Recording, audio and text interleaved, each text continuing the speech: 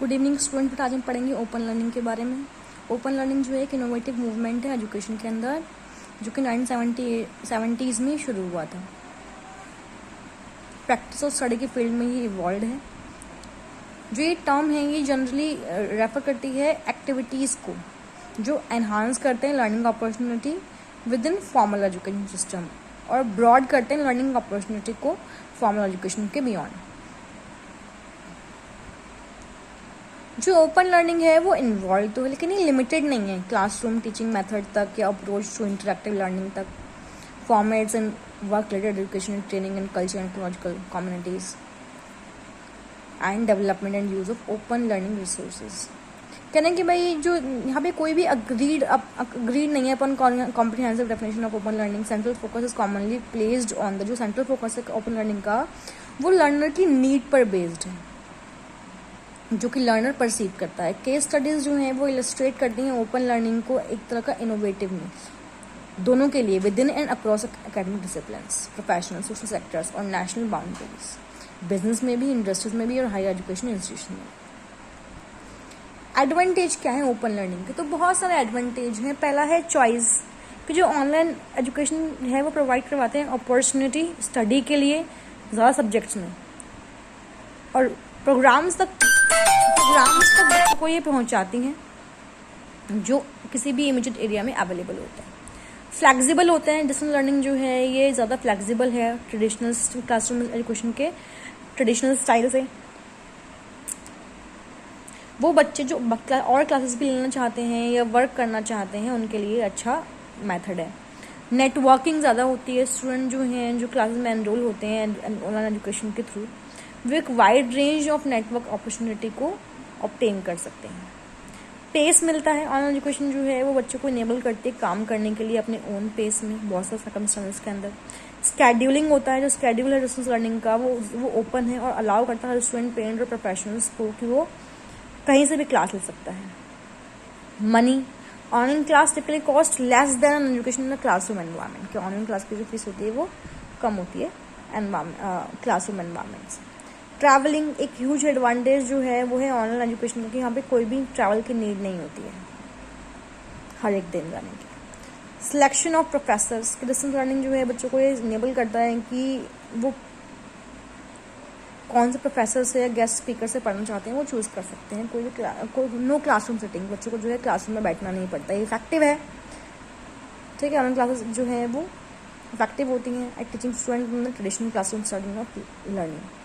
उसके बाद है NIOS, कह रहे हैं एट स्कूल लेवल पे जो NIOS national institute of open learning provide करवाती है अपॉर्चुनिटीज़ एजुकेशन को कंटिन्यू करने के लिए। वो जो अपने स्कूल को मिस कर चुके थे, मतलब या फिर किसी कारण की वजह से किसी स्कूल को कंप्लीट नहीं कर पाए हैं। 1.4 मिलियन स्टूडेंट जो हैं वो एनरोल करते हैं secondary and higher secondary level पर ओपन या डिस्टेंस लर्निंग के थ्रू। 2012 में बहुत सारे स्टेट गवर्नमेंट जो थी उन्होंने इंट्रोड्यूस करवाया था स्टेट ओपन स्कूल्स, ताकि बच्चों को डिस्टेंस एजुकेशन प्रोवाइड करवाई जा सके। कह रहे हैं हायर एजुकेशन लेवल पर जो इंदिरा गांधी ओपन यूनिवर्सिटीज़ है कोऑर्डिनेट करते हैं डिस्टेंस लर्निंग को। इसमें 1.5 मिलियन स्टूडेंट्स जो हैं वो एनरोल करते हैं। सर्विसेज जो हैं 53 रीजन सेंटर के थ्रू और 1400 स्टडी सेंटर्स विद 25,000 काउंसलर्स जो हैं यहाँ पे अवेलेबल होते हैं। DEC डिस्टेंस एजुकेशन काउंसिल एक तरह की अथॉरिटी है इग्नू की, जो कोऑर्डिनेट करती है 13 स्टेट ओपन यूनिवर्सिटीज़ को, 109 इंस्टीट्यूशंस को of correspondent courses and conventional universities.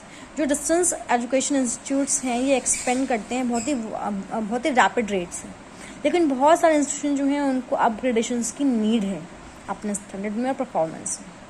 एक लार्ज प्रोलिफरेशन है कोर्सेज का जो कि डिस्टेंस मोड से कवर होता है बिना किसी एडिक्वेट इंफ्रास्ट्रक्चर्स की, जो दोनों है ह्यूमन एंड फिजिकल तरीके से।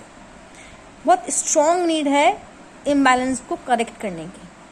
Arjun Singh centre for distance in open learning, Jamia Millia Islamia university, इन्होंने भी जो है डिस्टेंस एजुकेशन काउंसिल को एस्टेब्लिश किया सितंबर 2002 में। बहुत सारे मेजर ऑब्जेक्टिव्स जो हैं इन सेंटर्स में प्रोवाइड करवाते हैं अपॉर्चुनिटीज़ को हायर एजुकेशन के लिए, वो जो फॉर्मल सिस्टम ऑफ एजुकेशन से बेनिफिट्स नहीं ले पाते हैं उनके लिए। जो ओपन लर्निंग सिस्टम है ये अलाउ करता है लर्नर को कि वो डिटरमाइन कर सके अपने पेस ऑफ लर्निंग को, प्रोवाइड करवा सकें प्रोवाइड करें एजुकेशन को डोर स्टेप्स पर लर्निंग के। जो मोड ऑफ ट्रांजैक्शन है ये सेल्फ लर्निंग प्रिंट मटेरियल भी है, सप्लीमेंट भी है बाय ऑडियो और वीडियो प्रोग्राम्स, ठीक है। It has further scope of student assessing material through internet and various other media, मतलब जो मटेरियल है वो आपको इंटरनेट और बाकी मीडिया पर भी अवेलेबल हो जाएगा। This is about your open learning. Next है, what is mean by the modernisation, how education and modernisation depend upon each other, ठीक है। तो कह रहे हैं मॉडर्नाइजेशन क्या है, एक तरह प्रोसेस ऑफ ट्रांसफॉर्मिंग का ओल्ड ट्रेडिशनल सोसाइटी को और नेशन को मॉडर्न बनाने का in the field of social, economic, industrial, technology, political, cultural, educational advancement. इसमें पॉजिटिव चेंजेस भी हैं मटेरियल में और नॉन मटेरियल कल्चरल में, जिसमें कि लाइफ और लाइफ को एज अ होल देखते हैं। ये एक डायनामिक कॉन्सेप्ट है जो इन्वॉल्व करता है प्रोसेस को, चेंज के प्रोसेस को और एडॉप्शन के प्रोसेस को मॉडर्न पीरियड में। मॉडर्नाइजेशन डिमांड करता है कि इंडियन मैन और वुमेन्स जो हैं उनको नए और साइंटिफिक मेथड जो हैं थिंकिंग के, अंडरस्टैंडिंग के और डिसीजन मेकिंग के इस्तेमाल करने चाहिए। अब कौन कौन से व्यूज़ हैं, लोगों के अलग अलग व्यूज़ थे। पहला है मुरेज व्यू, उनके अकॉर्डिंग मॉडर्नाइजेशन का मतलब क्या है, रिवोल्यूशनरी चेंज जो ट्रांसफॉर्मेशन लाता है ट्रेडिशनल और प्री मॉडर्न सोसाइटी में एडवांसमेंट करने के लिए, इकोनॉमिकल प्रॉस्पेरस लाने के लिए और रिलेटिवली पॉलिटिकल स्टेबल सोसाइटी बनाने के लिए। ब्लैक बेलर का व्यू क्या था कि मॉडर्नाइजेशन मतलब क्या है कि increase in capacity of social system, social system है उसमें इस कैपेसिटी को बढ़ाना ताकि वो काम कर सके इंफॉर्मेशन के लिए from with in and without it and respond appropriately. अब एजुकेशन और मॉडर्नाइजेशन का क्या रोल है आपस में, तो क्या एजुकेशन और मॉडर्नाइजेशन जो हैं ये आपस में बहुत क्लोजली रिलेट करते हैं, एक दूसरे की हेल्प करते हैं। एजुकेशन जो है education helps to have modernization and modernization helps to have better education, मतलब एजुकेशन जो है मॉडर्नाइजेशन लेके आता है, मॉडर्नाइजेशन जो है वो बेटर एजुकेशन को डेवलप करता है। एजुकेशन जो है इसका इफेक्टिव इंस्ट्रूमेंट है इफेक्टिव मॉडर्नाइजेशन के लिए।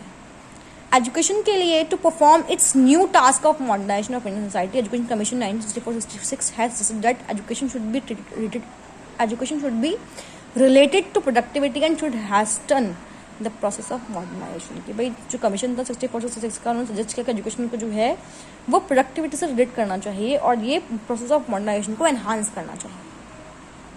अब modernization and different aspects of education क्या कर रहे हैं देखते हैं। पहला है modernization and aim of education, क्या क्या रहा एम ऑफ एजुकेशन। तो साइंटिफिक एटीट्यूड डेवलप करना, क्यूरियोसिटी को डेवलप करना, क्वालिटी ऑफ लीडरशिप को डेवलप करना, डेमोक्रेटिक सिटीजन को डेवलप करना, साइंस एंड टेक्नोलॉजी को बढ़ाना, प्रमोट करना इमोशनल एंड नेशनल इंटीग्रेशन को और क्रिएटिविटी को डेवलप करना। नेक्स्ट है मॉडर्नाइजेशन ऑफ एंड करिकुलम।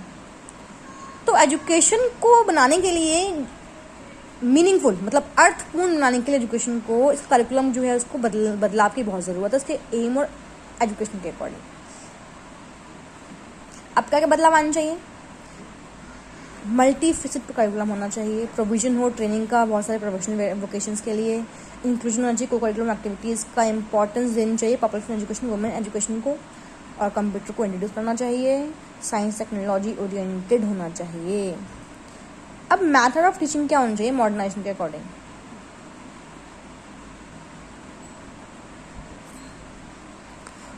तो एजुकेशन में मॉडर्नाइजेशन ने बहुत सारे प्रोग्रेसिव और डायनामिक मेथड्स को जन्म दिया टीचिंग के। पहला heuristic method, project method, problem solving method, demonstration method, inductive and deductive method, observation technique. Next है मॉडर्नाइजेशन एंड टीचर्स। कहने एक बहुत इंपॉर्टेंट रोल जो है परफॉर्म करते हैं टीचर्स, लेकिन ये कब पॉसिबल है जब टीचर के अंदर खुद के अंदर मॉडर्न वैल्यूज़ हों, अलाउ करे, मैनिफेस्ट करे अपने आप को। टीचर्स जो है प्रमोट कर सकते हैं सेंटिमेंट्स को, लिबर्टी के, फ्रीडम को, अगर वो अप्रोप्रिएट फ्रीडम दें स्टूडेंट्स को क्लासरूम में और को-करिकुलर एक्टिविटीज़ में। क्वालिटीज़ जैसे कि rational thinking, scientific attitude, empathy, faith जो है बदलाव के लिए, ट्रांसफॉर्मेशंस के लिए, सेक्युलरिज्म के लिए और इंडिविजुअल की पर्सनालिटी के रिस्पेक्ट में ये होनी चाहिए मॉडर्न टीचर के बिहेवियर। अब है मॉडर्नाइजेशन एंड डिसिप्लिन। आप कह रहे हैं कि मॉडर्नाइजेशन जो है वो फ्री टाइप डिसिप्लिन के फेवर में है, स्टूडेंट जो है वो एंजॉय करें फ्रीडम्स को अपने लिमिट्स के अंदर भी। फ्रीडम जो है वो काउंटर पार्ट है डिसिप्लिन का, एसेंस ऑफ डिसिप्लिन जो है वो फ्रीडम रेगुलेट करने में माना जाता है। मॉडर्नाइजेशन जो है वो एडवोकेट करता है सेल्फ डिसिप्लिन को, कोऑपरेटिव डिसिप्लिन को। सेल्फ डिसिप्लिन इन्वॉल्व करता है अपने आप में अपनी टेंडेंसीज को, अपने डिज़ायर को चेंज करना डिमांड्स के अनुसार, सोसाइटी के डिमांड्स के अनुसार। तो हम ये कह सकते हैं कि जो मोस्ट पावरफुल टूल है प्रोसेस के अंदर वो है मॉडर्नाइजेशन, किसका? एजुकेशन का, वो भी साइंस टेक्नोलॉजी पर बेस्ड। स्कूल और बाकी जो इंस्टीट्यूट्स हैं वो इसको अडॉप्ट करें मॉडर्न मेथड्स को, ताकि वो इंक्रीज कर सके नॉलेज को। और ये कब पॉसिबल है? जब टीचर्स को ट्रेनिंग मिले मॉडर्नाइजेशन ऑफ एजुकेशन के अकॉर्डिंग। ठीक है, अगला टॉपिक क्या है? Describe the concepts of culture and education. Culture and education के कॉन्सेप्ट्स को डिस्क्राइब करना है और इसका रिलेशन क्या है बिटवीन एजुकेशन एंड कल्चर। ठीक है बेटा, ये वाला टॉपिक जो है हम नेक्स्ट क्लास में करेंगे। आज हम दो टॉपिक पढ़ेंगे, ओपन लर्निंग और मॉडर्नाइजेशन। ये दो टॉपिक्स को आप क्लियर कर लेंगे। नेक्स्ट जो टॉपिक है वो हम नेक्स्ट क्लास में करेंगे। ठीक है, क्योंकि एक क्लास में टॉपिक कवर नहीं हो पाएगा, टॉपिक लंबा है। तो नेक्स्ट क्लास में हम ट्राई करेंगे कि टॉपिक खत्म हो जाए पूरा का पूरा ही। ठीक है, सो दैट आपको अलग अलग वीडियो देखनी नहीं पड़ेगी। जो टॉपिक है वो डिवाइड नहीं होगा 2 पार्ट्स में।